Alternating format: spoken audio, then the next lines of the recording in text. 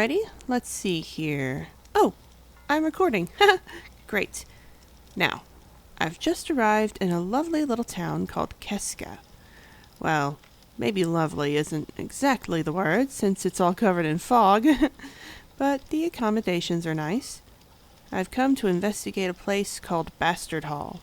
Apparently all the locals are terrified of it.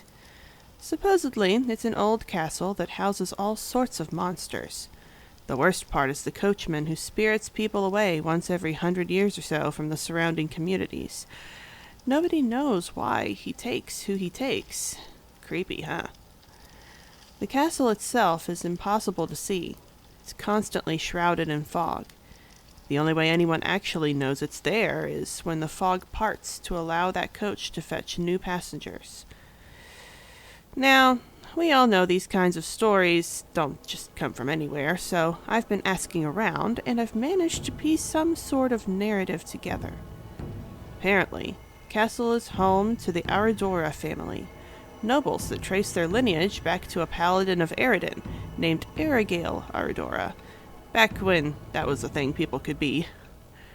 The Aradoras ruled from their castle until 4213 AR, when a series of strange events struck the castle, though strange might be an understatement. According to the folks at the tavern, it all started when a scullery maid allowed a stranger access to the library of Rodolph Aradora, the ruler of the castle at the time. The stranger bore a swaddled cloth and was strikingly similar to Lord Aragale himself.